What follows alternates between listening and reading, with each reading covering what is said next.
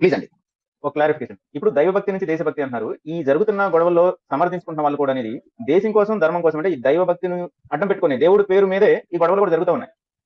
అందుకే నేను స్టేట్మెంట్ ఇచ్చాను. కాంట్రాడిక్టరీ ఉంది. దైవభక్తి దేశభక్తిలో ఎండవకపోతే అది నిజమైన దైవభక్తి కాదు. దేశభక్తి అంటే ఏంటి సార్? తోటి దేశస్తుని కుల మత ఇతరత్ర భేదాలు లేకుండా ప్రేమించడమే దేశభక్తి. భక్తి అంటే ఏంటి? డిక్షనరీకి చూసుకోమనండి. భక్తి అంటే ప్రేమ, వల్లమాలిన ప్రేమ, దాని భక్తి అంటాం. దేవుడి పైన వల్లమాలిన ప్రేమ అంటే దైవభక్తి. తోటి భారతీయుడిపై పట్ల వల్లమాలిన ప్రేమ ఉంటే అది దేశభక్తి. భార్యకు భర్త పైన ప్రేమ ఉంటే అది పతిభక్తి. పిల్లలకు నాన్నగారి పైన ప్రేమ ఉంటే గౌరవంతో కూడిన ప్రేమ, అది పితృభక్తి. కాబట్టి ఇక్కడ విషయం ఏమిటంటే నిజమైనటువంటి దైవభక్తి గురించి మాట్లాడుతున్నాను. నకిలీ దైవభక్తులు కూడా ఉన్నాయి.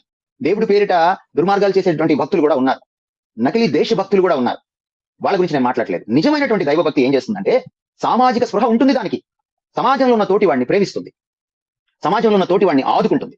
కమాన్ తీమనండి, భారతదేశంలో క్రైస్తవ చరిత్రను బయటకు తీమనండి. ఎవరినైనా సరే సామాజికమైనటువంటి మనం చేసినటువంటి క్రైస్తవం చేసినటువంటి ఈ భారత గడ్డ పైన, మిగిలిన విషయాలు పక్కన పెట్టండి, ఈ భారత గడ్డ పైన క్రైస్తవం చేసినటువంటి సామాజిక సేవ ఎవరు చేశారో చెప్పమనండి.